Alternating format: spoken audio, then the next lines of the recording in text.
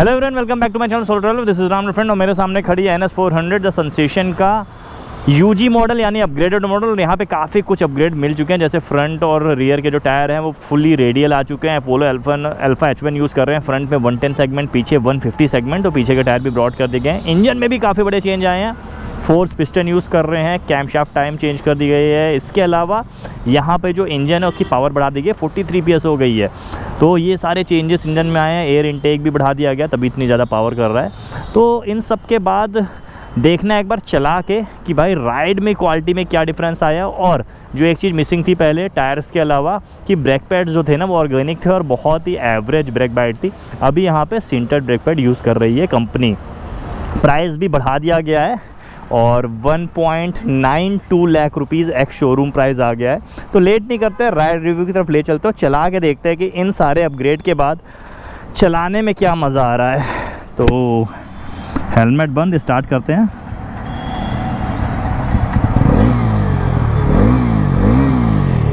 भाई आवाज़ तो दमदार है यार। बजाज की बाइक्स की आवाज़ बड़ी अच्छी होती है और ये स्टार्ट मैं कर चुका हूँ और हो भाई पता चल रहा है 43 PS। भाई जो पुल कर रही है ना बाइक, मज़ा ही आ जा रही है। क्या पुल कर रही है बाइक यार, क्या पुल कर रही है, ये देखो। तो बाइक बहुत ही तगड़ा पुल कर रही है और चलाने में बहुत मज़ा आ रही है।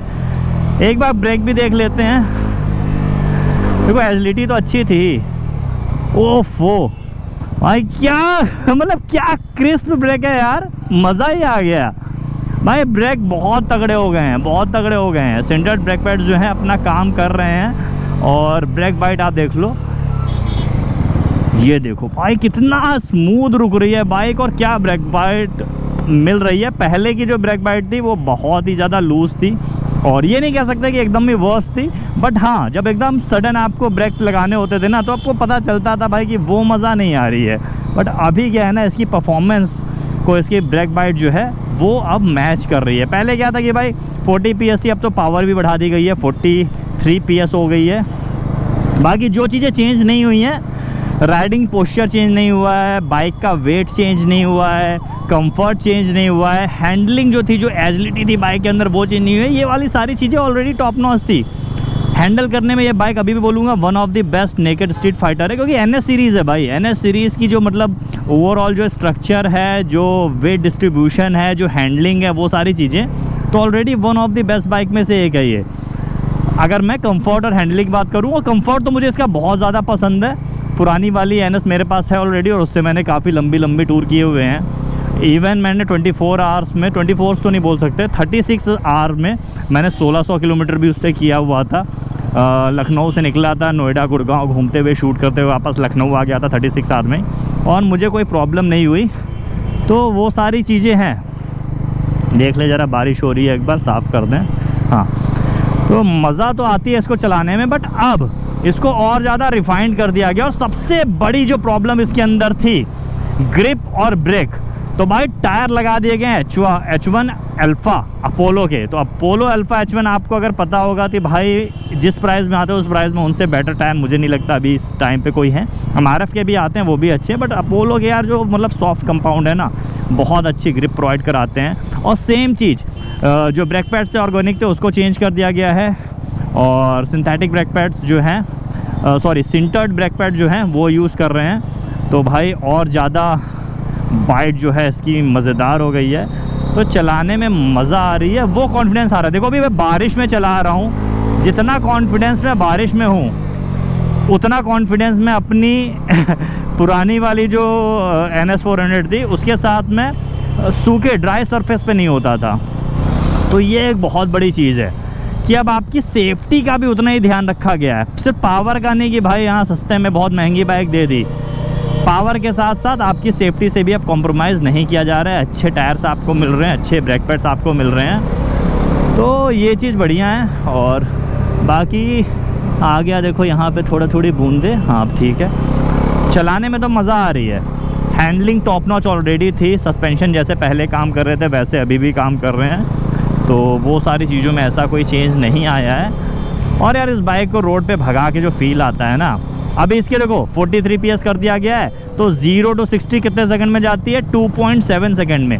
और जो पॉकेट रॉकेट है अपनी बोला जाता है ड्यूक 390 जो 400 सीसी के इंजन के साथ में आती है, वो 0 to 60 जाती है 2.66 सेकंड में। तो 0.04 सेकंड का सिर्फ डिफरेंस है, जो कि ना के बराबर है। आप पल के झपकाओगे ना, उतना डिफरेंस है स्पीड में बस। लेकिन यहाँ पे जो पावर है, जिस तरह से डिलीवर करती है ना, इसको लॉन्च करना ज़्यादा आसान है। हम लोग तो जैसे ड्रैग रेस भी करते हैं, ड्रैग रेस में तो इसने बीट कर दिया था भाई 390 को। क्यों? क्योंकि इसकी शिफ्टिंग ज़्यादा आसान है। और शिफ्टिंग की बात कर लेते हैं तो यहाँ पे आपको देखने को मिलता है क्विक शिफ्टर। देखते हैं एक बार यूज़ करके।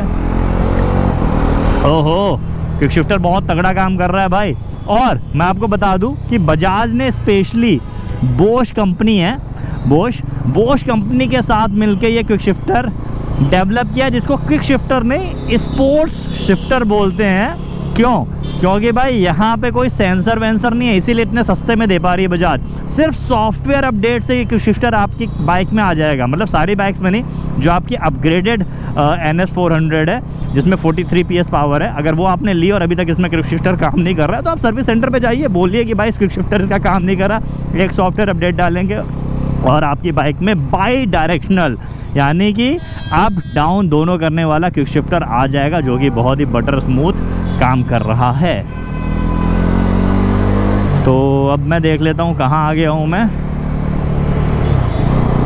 जहाँ भी आ गया हूँ मज़ा आ रही है चलाने में। ये देखो क्या काम करता है भाई क्विक शिफ्टर, और ये किस तरह से काम करता है पूरी डिटेल तो मेरे को नहीं पता एग्जैक्ट, क्योंकि भाई मैं I am not a mechanical engineer. But हाँ, यहाँ पे बजाज ने सॉफ्टवेयर के थ्रू ऐसा किया है कि जब आप शिफ्ट करते हो तो क्लच की ज़रूरत नहीं पड़ती है। बाइक जो है वो अपने आप उस हिसाब से सेट करके वो बीच में जो इंगेज डिसंगेज करना होता है क्लच को, वो कर लेती है। तो इसके लिए पहले जो क्विक शिफ्टर नॉर्मली आते थे उसमें सेंसर होता था, वो सेंसर के थ्रू वो स्पीड और बाकी सारी चीज़ें वो सेंस करता था। बट यहाँ पे अब वही सारी चीज़ें सॉफ्टवेयर के थ्रू हो जाती हैं।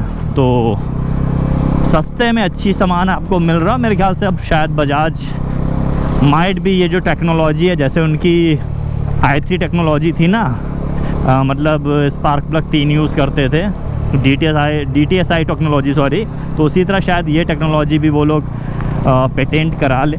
और यहाँ पे देखो बारिश हो रही है और बूंदे ही बूंदे पड़ रही हैं भाई। तो भाई मेरे को तो बहुत मज़ा आ रही है चलाने में भाई। 2.5 लाख रुपए में एक ऐसी बाइक है जिसको मैं चला पा रहा हूँ मज़े के साथ, जिसमें 43 PS की पावर है, क्विक शिफ्टर है और स्पोर्ट्स मोड है, रोड मोड है, रेन मोड है, ऑफ रोड मोड है, इतने सारे मोड्स हैं। तो बहुत सारी चीज़ें हैं इसके अंदर जो 3 लाख या 4 लाख की बाइक्स में भी बहुत बार नहीं मिलती हैं। बहुत सारी ऐसी 4 लाख तक की बाइक है जिसमें इतने सारे फीचर्स नहीं है जो इस बाइक में, ना ही इतनी पावर वो जनरेट कर रही है। तो बारिश हो रही है भाई, और आप लोग मुझे बताइएगा आपको कैसा लगा। मेरे को तो राइड करने में बहुत मज़ा आई। क्लच जो है वो भी ठीक है, अच्छा है, और बड़ी बाइक है उस हिसाब से जितना सॉफ्ट होना चाहिए उतना सॉफ्ट इसका क्लच है, और राइड करने में मज़ा आती है। और इसके स्पेशली इसमें जैसे क्लच एडजस्ट कर सकते हो ना आप, क्लच हो गया ब्रेक हो गया दोनों एडजस्ट कर सकते हो। तो आपका जो भी हाथ का साइज़ है उस हिसाब से आप अपने हिसाब से इसका क्लच और ब्रेक एडजस्ट कर लो, तो राइड क्वालिटी और ज़्यादा इम्प्रूव हो जाती है। तो भाई मेरे ख्याल से राइड रिव्यू हो गया, और जो क्वेश्चंस थे आपके वो कमेंट में दे दीजिएगा तो मैं आपको बता दूंगा। जो अपग्रेड्स आए हैं मैं ऑलरेडी आपको बता चुका हूं कि भाई पहला अपग्रेड इंजन में आया है। 43 PS की पावर अब ये इंजन जनरेट कर रहा है। कैसे जनरेट कर रहा है? इसके जो पिस्टन है उसमें चेंज आया है। पहले कास्ट पिस्टन होते थे, अभी ये फोर्स पिस्टन है, तो बेटर है, ज़्यादा रोबस्ट है, फ्रिक्शन कम जनरेट करेंगे। एयर इनटेक का साइज़ बढ़ा दिया गया है, कैम शाफ्ट टाइम चेंज किया गया है। तो ये सारे चेंजेस उन्होंने इंजन में किए हैं, इसकी वजह से पावर ज़्यादा जनरेट कर रही है। साथ ही आपका जो क्या बोलते हैं उसको, हाँ, टायर्स चेंज कर दिए गए हैं। पहले MRF के टायर देते थे, नॉन रेडियल टायर आता था फ्रंट में, और वो उतने ज़्यादा अच्छे भी नहीं थे। अभी इन्होंने रेडियल टायर यूज़ कर रहे हैं, और वो भी Apollo alpha H1 best in segment. तो मज़ा आ रही है चलाने में। ब्रेक्स जो थे पहले ऑर्गेनिक होते थे, अब सेंटर ब्रेक पैड्स यूज़ हो रहे हैं। तो ब्रेक की जो क्वालिटी है ना, ये देखो डाउन शिफ्ट किया मैंने बिना किसी, और ये देखिए भाई क्या ब्रेक है, ओहो मज़ा आ गया। तो ये सारी चीज़ें हैं और इन सारी चीज़ों के लिए आपको 7,000 रुपये एक्स्ट्रा देने पड़ेंगे। सिर्फ पहले आपका 1.85 लाख रुपीज़ में था, यानी 1,85,000 रुपये आपको देने पड़ते थे एक्स शोरूम इस बाइक के लिए। अब आपको 1,92,000 रुपये देने होंगे, यानी सिर्फ और सिर्फ 7,000 रुपये। 7,000 रुपये में क्या मिल रहा है आपको?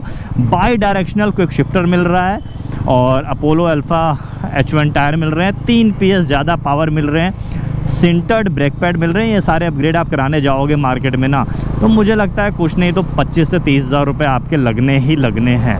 और ये सारी चीज़ें काफ़ी कम में दे रही है बजाज। ये भाई डाउन शिफ्ट भी बहुत स्मूथ है और अप शिफ्ट भी बहुत स्मूथ है। तो इसी के साथ ये राइड रिव्यू बंद करते हैं। और आप लोग को कोई सवाल है तो भाई पूछिए, मैं आपको कमेंट में आंसर दूंगा। और मेरे को तो बहुत मज़ा आई बाइक चला के। आप लोग भी जाइए टेस्ट राइड लीजिए। इसी के साथ ride hard ride safe. This is Ram slaughter signing off. Keep being awesome.